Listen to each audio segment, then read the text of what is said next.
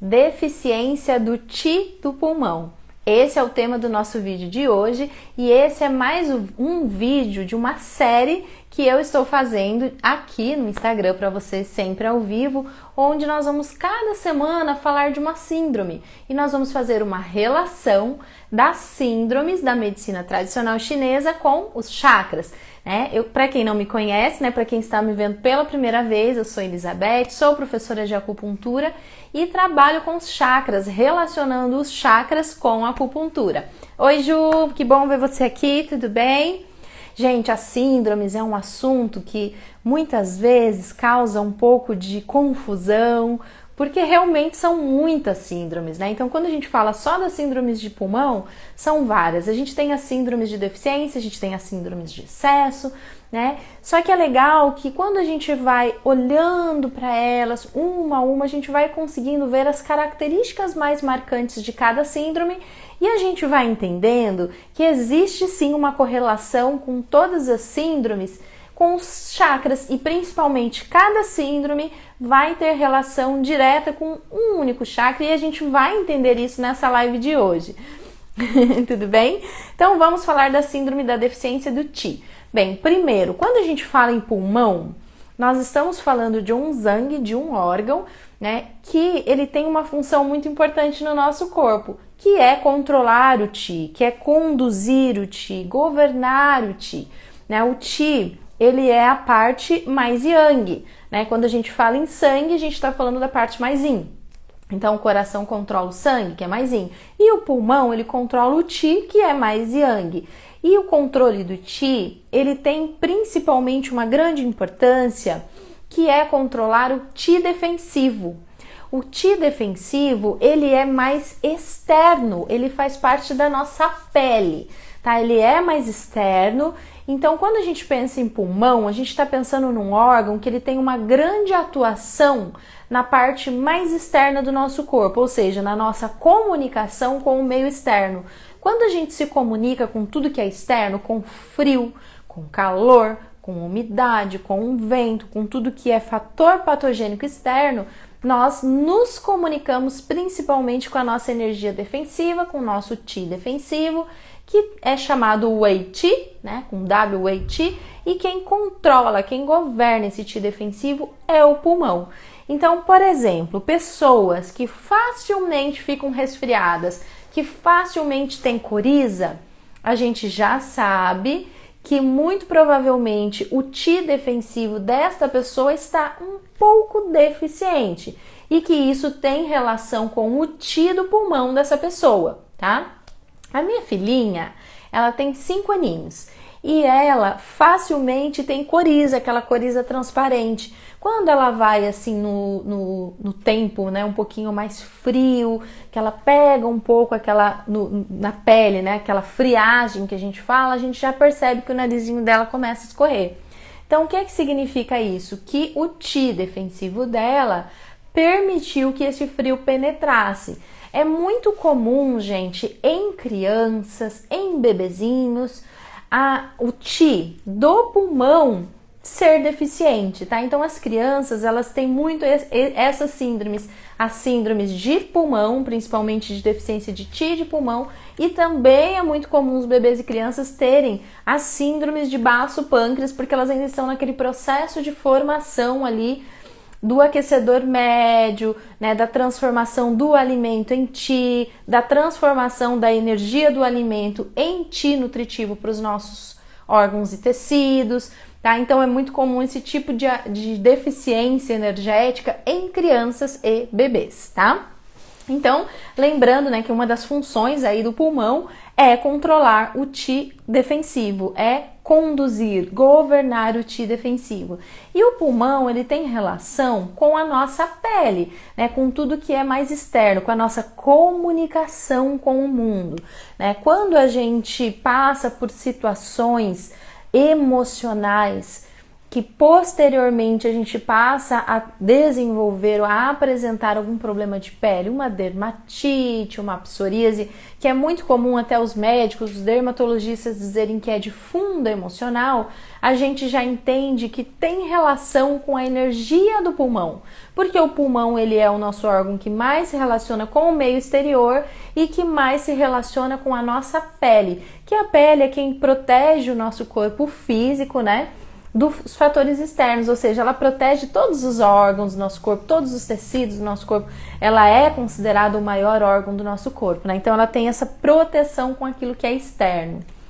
Quando a gente pensa numa pessoa que tem essa síndrome, a deficiência do Ti do pulmão, a gente já pode ir pensando, por exemplo, numa pessoa que apresenta para nós uma apatia. Parece que a pessoa ela já tem um tom de voz um pouquinho mais baixo, parece que ela... sabe aquela pessoa assim que ela não tá nem feliz nem triste, ela tá assim um pouco com uma sensação de um vazio? É assim que a gente vai entendendo se uma pessoa está apática. Você pergunta para ela, você tá com uma falta de vontade, parece que você não quer fazer nada, parece que você tá se sentindo tão neutra que você paralisou? Ou seja, não sei, parece que eu tô deprimida, parece que eu tô sem vontade de fazer as coisas, parece que eu tô num ponto zero, assim, um ponto neutro.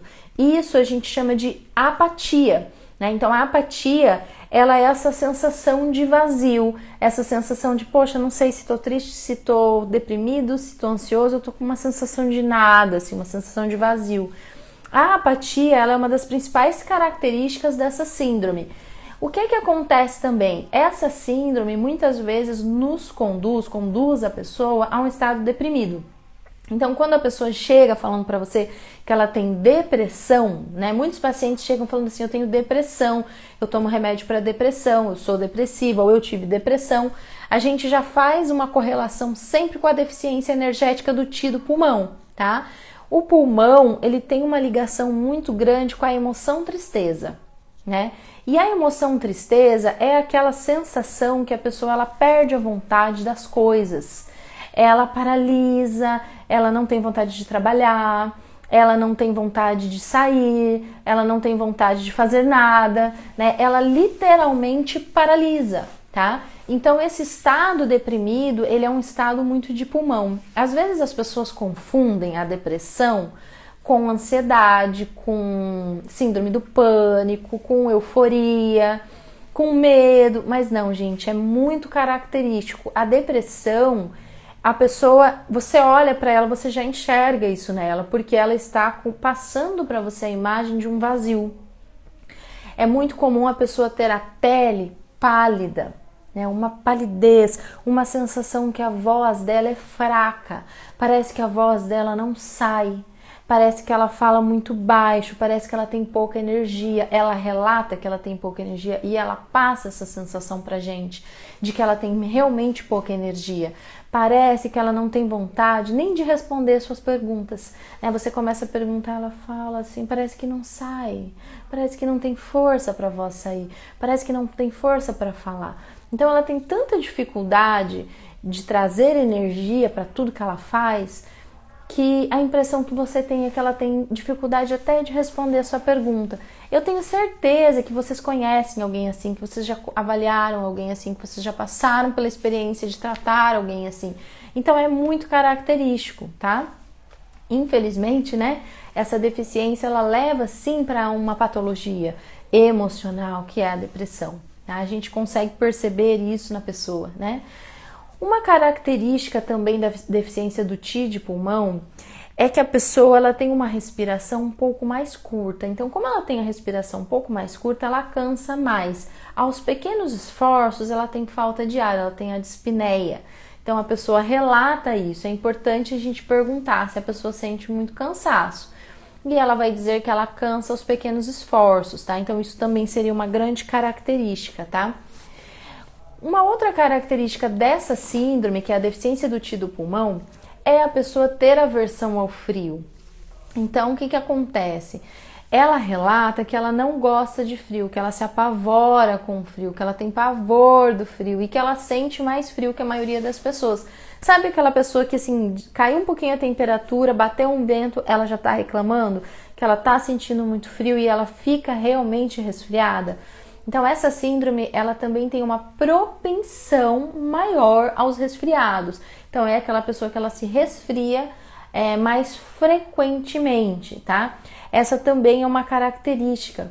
Quando a gente vai para uma avaliação mais física, a gente vai pensar em de repente olhar um pulso, em de repente olhar a língua desse paciente, a língua vai ter palidez e o pulso vai ser aquele pulso que a gente chama de pulso vazio, né? Que você percebe assim que você não está sentindo o pulso dessa pessoa, parece até que ela não tem pulso.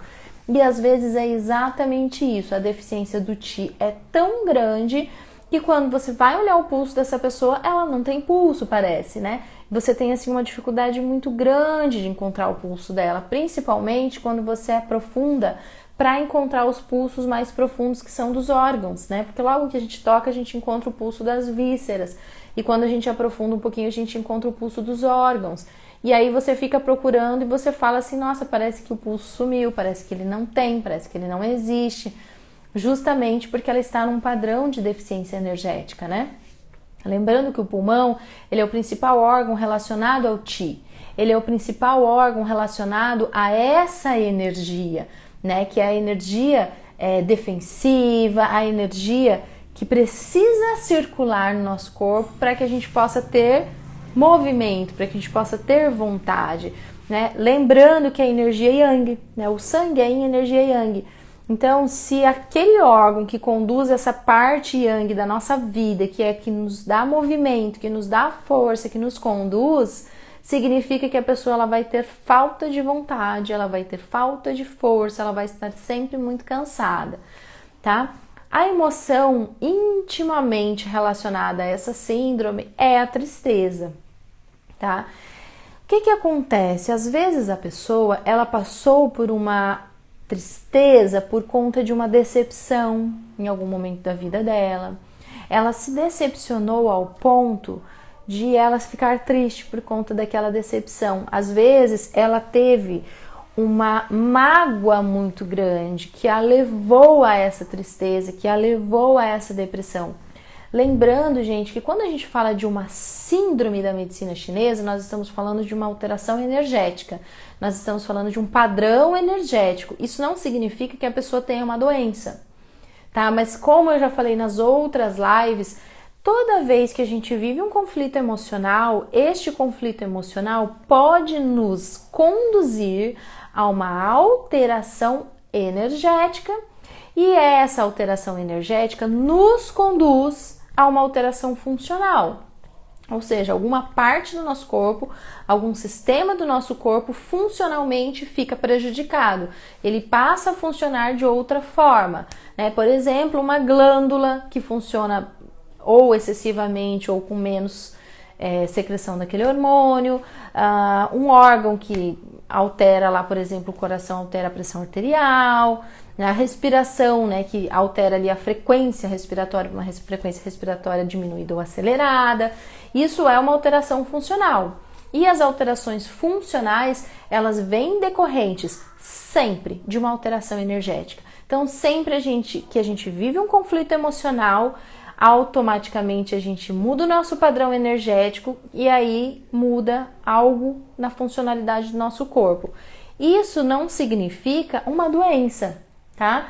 A doença, ela só vem depois de um tempo, quando há a materialização daquela disfunção, daquela síndrome, daquele conflito, tá? Oi, Lu, boa noite, tudo bem? Seja muito bem-vinda.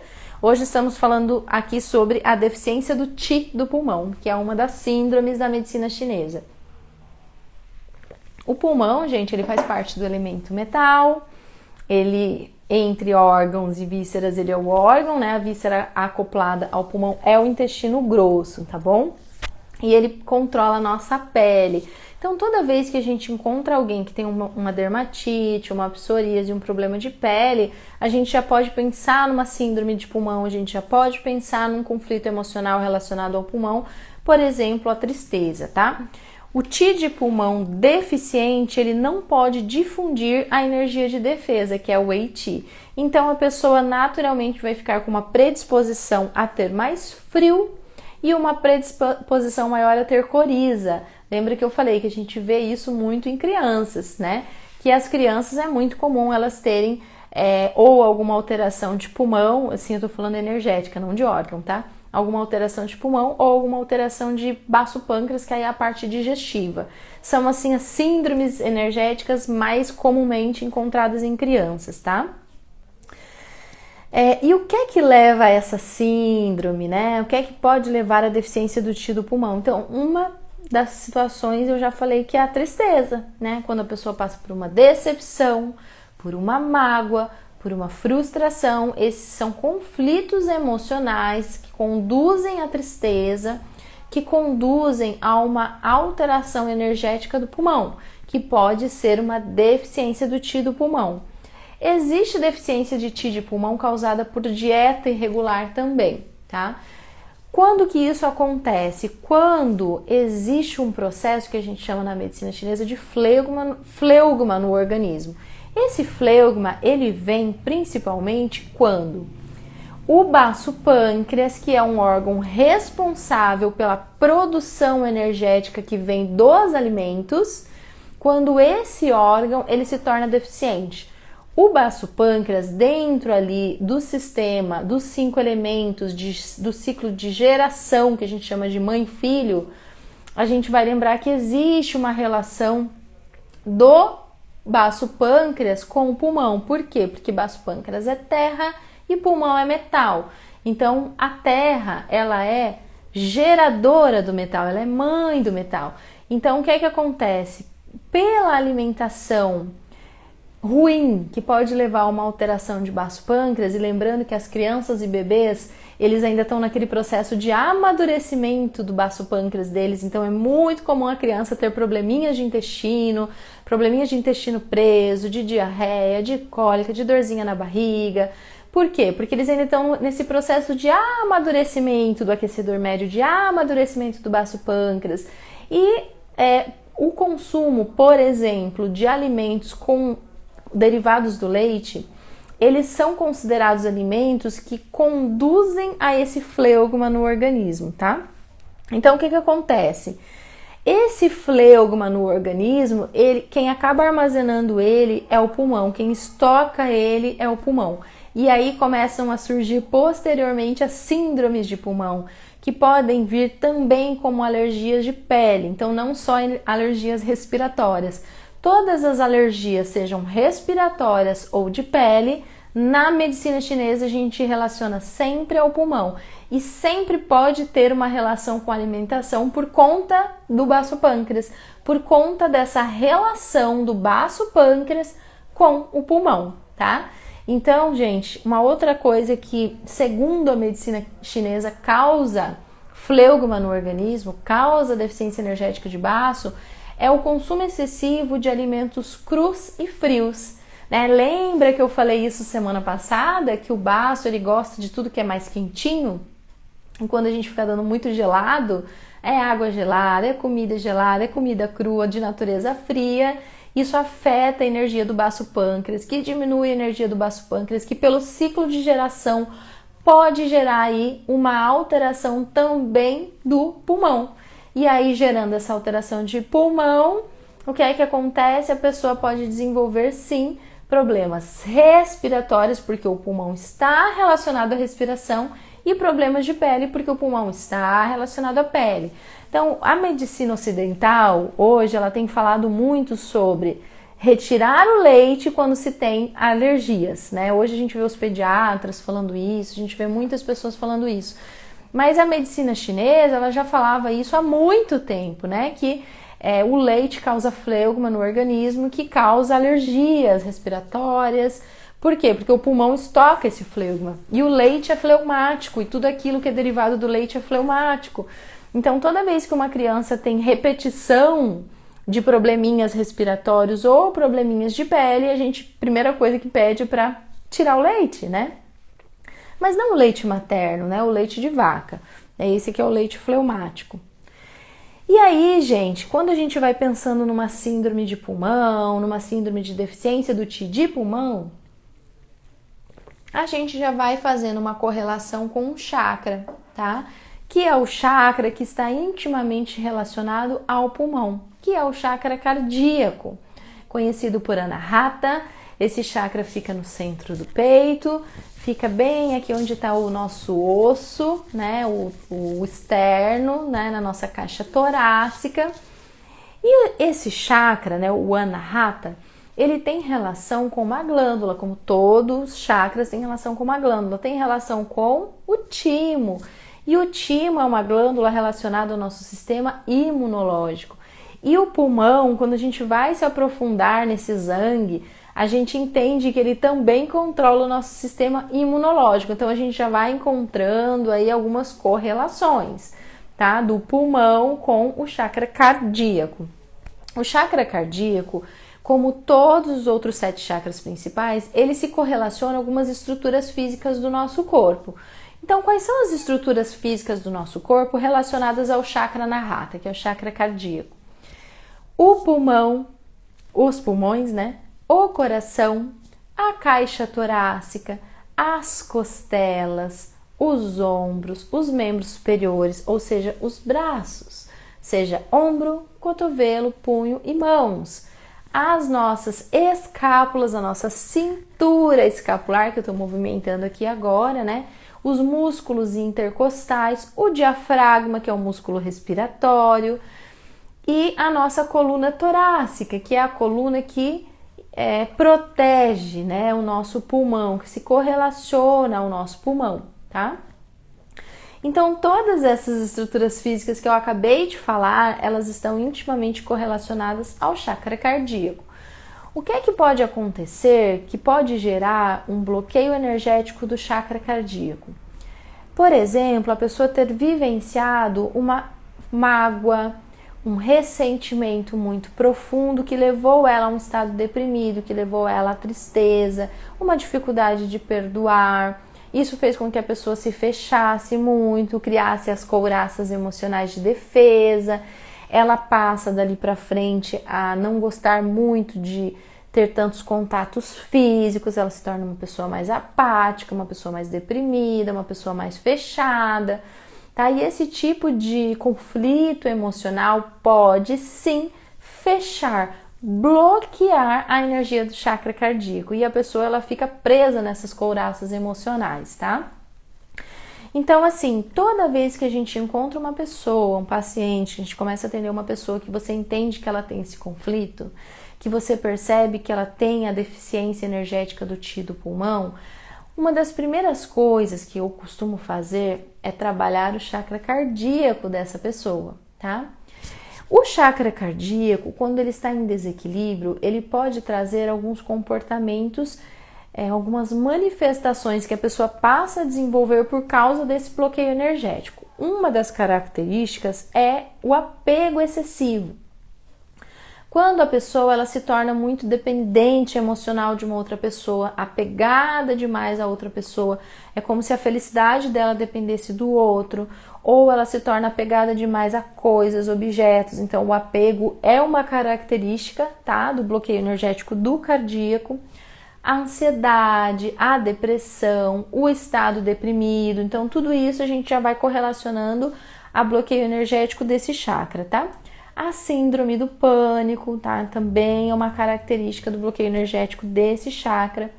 E os problemas cardiorrespiratórios, as alterações de pressão arterial, por exemplo, e as alterações relacionadas à parte respiratória, né? Como, por exemplo, uma respiração muito curta, tá? Então, isso já são alguns indícios de que a pessoa pode ter um bloqueio energético desse chakra. Então, a primeira coisa que a gente vai fazer é trabalhar a energia desse chakra, tá? Existem formas da gente trabalhar o desbloqueio do chakra. Uma delas é a gente já começar a estimular aqui o ponto VC17.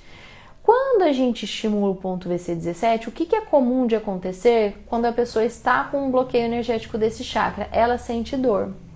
Na hora que a gente coloca a agulha ou que a gente estimula com a mão, né? Vocês que estão assistindo a live podem apertar bem nesse osso aqui, ó, tá? O meu colarzinho tá bem na frente aqui, ó. Bem nesse osso aqui que é o externo, você aperta e sente ele dolorido, tá?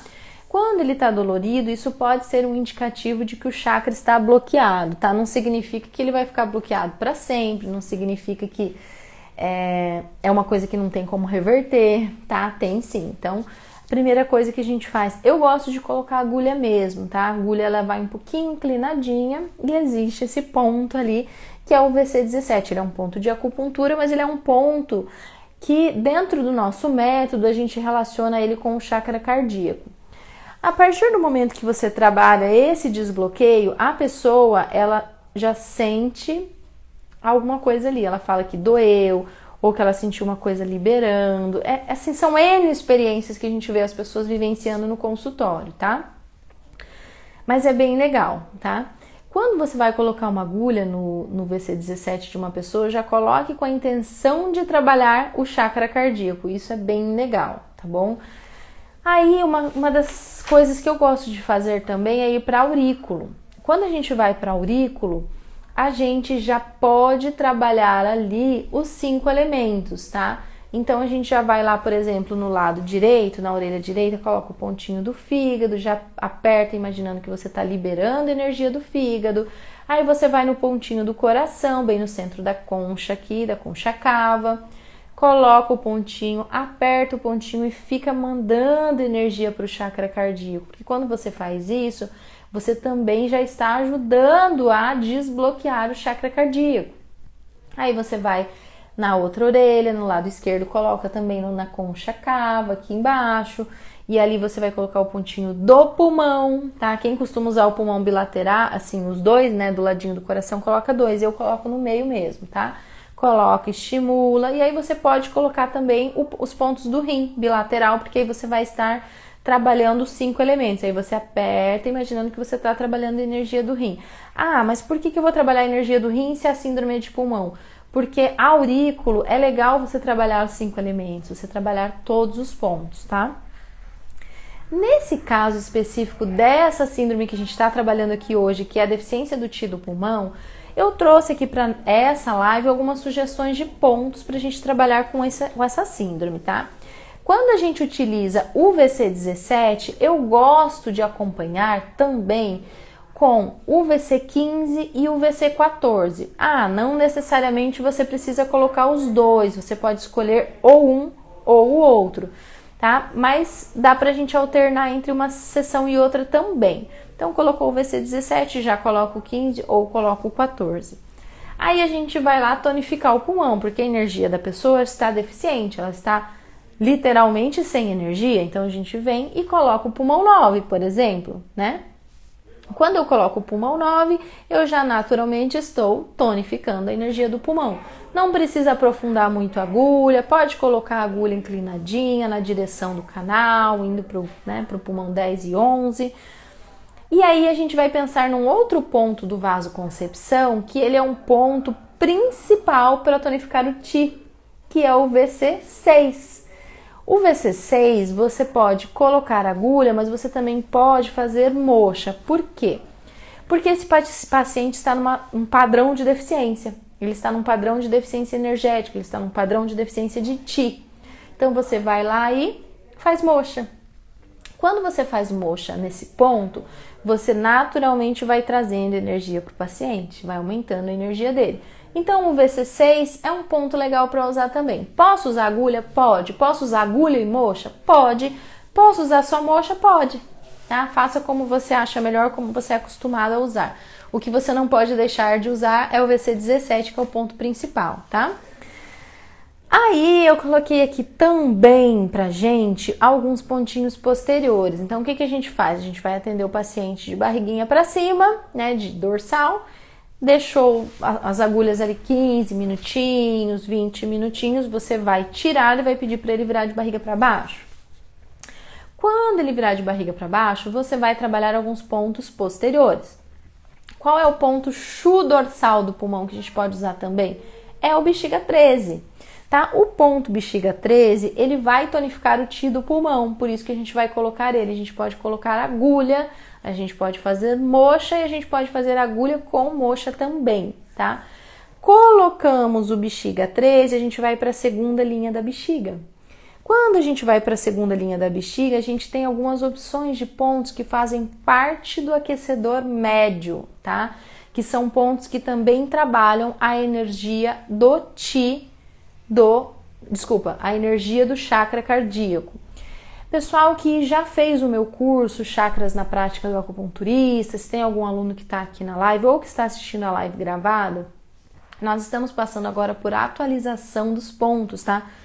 Eu não vou levantar para pegar aqui o material porque eu estou conectada com o microfone lapela, mas quem é do curso sabe que a gente tem um material de apoio ali, que são os pontos que a gente tem, os pontos de apoio, né?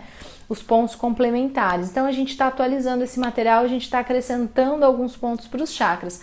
Como nós estamos falando aqui hoje de chakra cardíaco, existem alguns pontos da segunda linha da bexiga que a gente pode escolher, que são 3. Então aqui vai entrar o bexiga 42, o bexiga 43 e o bexiga 44. Lembrando, gente, que a primeira linha da bexiga é 1 tsum e meio lateral da coluna e quando é a segunda linha são 3 tsuns. Né? 3 tsuns é isso aqui do seu paciente. Você acompanha na mãozinha dele, vai lá, mede e faz a colocação dos pontos. Ah, não gosto de colocar agulha. Você pode fazer moxa, porque esse paciente está em deficiência energética, então eu acho que vai muito bem a moxa aí, tá? Quando a gente vai apertando ali os pontos para localizar, às vezes a pessoa sente um pouquinho de dor, você vai naturalmente já estimulando esses pontos, tá? Bexiga 42, 43 e 44, eles ajudam a harmonizar a circulação do Qi. Preciso colocar todos esses pontos na mesma sessão? Não, né? Eu dei algumas opções de pontos aqui. Bexiga 13, bexiga 42, bexiga 43 e bexiga 44. Se você quiser, você pode usar 1 ou 2. Se você tiver, né, aquela intuição de usar os 4, você pode colocar os 4, eles são próximos, também não é tanta agulha assim, tá? E aí, para finalizar esse protocolo de hoje, que eu trouxe como sugestão, eu vou sugerir para vocês também um ponto do vaso governador, que é o VG12, né, ou Dumai, né, a gente conhece por Dumai ou por vaso governador. E esse ponto VG12, né, ou Dumai 12, ele é um ponto que vai harmonizar e vai ajudar a difundir o Qi do pulmão, tá? Até quem traz sugestão desse ponto para essa síndrome também é o Giovanni Maciossia. Eu gosto bastante, quem é meu aluno sabe que eu gosto bastante dos livros dele. Na verdade, gente, o que eu tenho visto assim, eu gosto de estudar com muitos materiais de apoio, com muitos livros, né, fazendo uma correlação de outros autores, de alguns cursos que a gente faz também. O que eu tenho visto é assim que muita gente, muito autor se baseia nos livros do Maciossia. Então o Maciossia, ele acaba sendo uma base para todo mundo. Sempre acaba caindo com uma repetição de informação, tá? Então é realmente um grande clássico da acupuntura, um grande clássico da medicina chinesa, principalmente o Fundamentos, né? Porque é um livro grande, um livro complexo, ele tem outros livros também, ele tem alguns livros mais voltados para algumas síndromes, para algumas patologias, mas o Princípios da Medicina Chinesa do Giovanni Maciossia é um livro muito bom. Então agora eu vou rapidamente recapitular para vocês quais são os pontos que eu dei como sugestão para essa síndrome de hoje, que é a deficiência do Qi de pulmão, tá? O VC17, VC15, VC14, pulmão 9, VC6, VG12, bexiga 13, bexiga 12, bexiga 13, bexiga 42, bexiga 43 e bexiga 44, que são aí a segunda linha da bexiga, eu fiz uma confusão aí. Da primeira linha é o 13 e da segunda linha é o 42, 43 e 44. São todos pontos que vão trabalhar a energia do chakra cardíaco e do pulmão, tá? Então hoje nós estamos falando de uma síndrome de pulmão, uma deficiência energética do Qi do pulmão.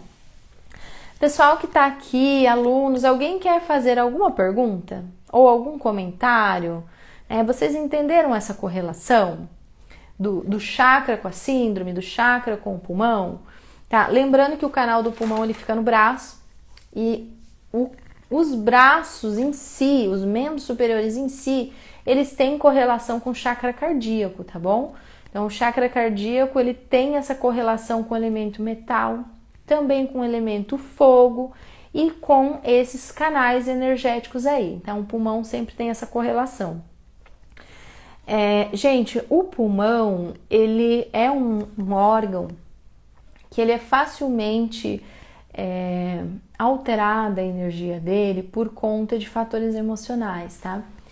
O que acontece que eu vejo bastante são pessoas mais velhas, pessoas idosas que às vezes, não idosas, mas pessoas um pouco mais velhas que guardaram muitos ressentimentos durante a vida.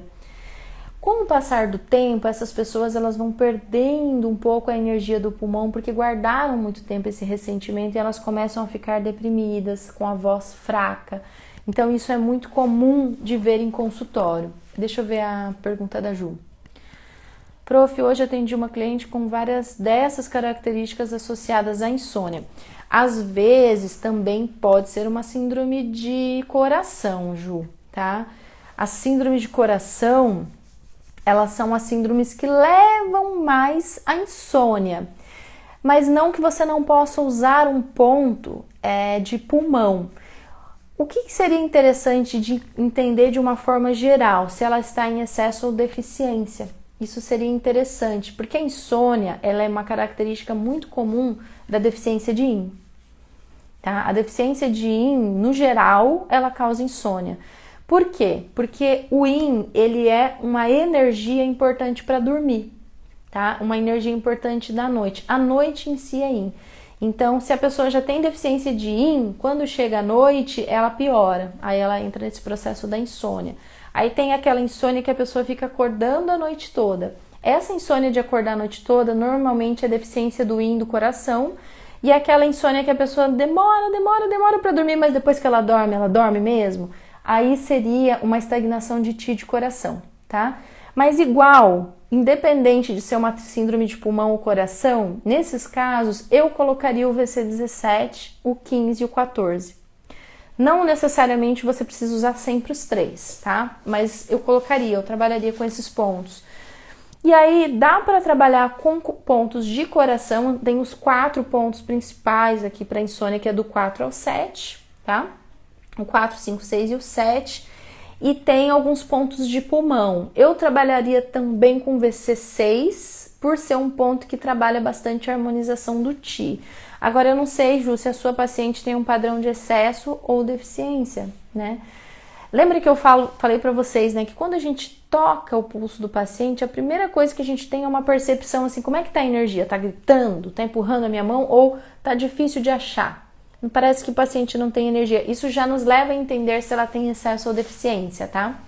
O que acontece é que os excessos, quando fica muito tempo persistindo, vai para deficiência. Normalmente, todo excesso, com o tempo, ele se torna deficiência, tá? Outra característica também é quando a gente começa a apertar muito a pessoa, apertar de palpar, né? Porque normalmente a pessoa tem alguma dor, né? Ah, eu tenho dor, por exemplo, no braço. Você começa a apertar e fala... Quando aperta, parece que melhora, parece que dá um alívio. Se a pessoa falar que sim, normalmente é padrão de deficiência. Porque quando você traz energia, ela se sente melhor. É igual a dor de cabeça que melhora apertando. Ah, eu gosto que aperta. É uma dor de cabeça de deficiência. Me parece de deficiência. Então, se a pessoa é de deficiência, um padrão de deficiência e ela tem insônia, eu acho que ela pode ter uma deficiência do Yin, tá? Não necessariamente uma estagnação, pode ser uma deficiência do Yin do coração. Obrigada pelas dicas, anotei os pontos. Testa, né, Ju, com ela, veja se, de repente, se você acha que esses pontos fazem sentido de trabalhar com essa pessoa, né? E aí eu acho que você também trabalha com aromaterapia, né? Porque daí, nesses casos de insônia, eu gosto de associar os óleos essenciais também, né? Aí, o que dá para fazer? Uma sinergia, né? Para essa pessoa, seja com creme ou com óleo, seja com óleo de amêndoas ou óleo de coco, depende do óleo que vocês gostem de usar. Dá para usar lavanda, por exemplo, né? Ou até um óleo de laranja doce. Aí depende muito também se você trabalha ou não com isso, né? E eu gosto também do óleo de rosas, embora o óleo de rosas, eu acho ele um óleo, não é que eu acho, ele é um óleo caro, né? Ele é um óleo que ele encarece um pouquinho, mas aí a gente usa diluído, né? Lógico. Já comentei. Tá, ia comentar, fiz um blend pra ela. Isso, daí assim, não sei se esse blend você tá usando só na sessão ou se ela adquiriu um pra ela também, né? Porque daí o paciente compra o dele. Aí pode passar na sola dos pés, pode passar no chakra cardíaco, pode passar aqui atrás. Pode a pessoa ter o óleo e usar no difusor para dormir. Eu acho que sempre funciona bem. Eu gosto muito de trabalhar com óleos essenciais associados à acupuntura. Eu, inclusive, tenho um blend de chakras aqui no meu consultório. Quem já fez o curso presencial, eu mostrei os blends, né? E aí dá pra usar no cardíaco mesmo, né? Dá pra colocar o óleo e depois colocar agulha, também é uma opção, tá? Bem, pessoal, dessa síndrome de hoje é isso, tá? É isso que eu tinha pra falar pra vocês. Alguém tem mais alguma pergunta pra fazer, algum comentário? Eu queria saber se vocês acharam que fez sentido a correlação da síndrome com o chakra, né, do chakra cardíaco com a síndrome de deficiência de Ti de pulmão. E o mais legal é ver as pessoas melhorando. E a gente começa a ver a melhora delas já quando elas chegam na recepção, pelo olhar, pela forma como a pessoa chega, ela começa a trazer alegria para a vida das pessoas, porque a deficiência do Ti do pulmão, ela, infelizmente, ela leva a um estado deprimido e a pessoa perde a alegria. E aí você, conforme vai trabalhando com essa pessoa, vai desbloqueando, né? Você percebe assim, é outra pessoa. É muito legal, sabe? Eu sempre me lembro de casos assim de pessoas que eu chego na recepção e vejo assim, nossa, parece que mudou tanta energia da pessoa que nem parece mais que é a mesma pessoa. Lembro de uma moça também que ela saiu da porta do consultório, assim, ela parou, virou, voltou e me deu um abraço. E logo que eu comecei a atender ela, ela tinha muito essa dificuldade de toques físicos, assim. Então, tipo, sempre que a gente vai desbloqueando chakras, a gente vai trabalhando esses padrões energéticos, tem mudança de comportamento. E é lindo de ver, é muito legal. Então tá, ninguém mais tem perguntas, a gente vai finalizar, gente. A próxima live dessa série, provavelmente aí a gente vai falar de elemento água, a gente vai falar de alguma síndrome relacionada ao rim, tá?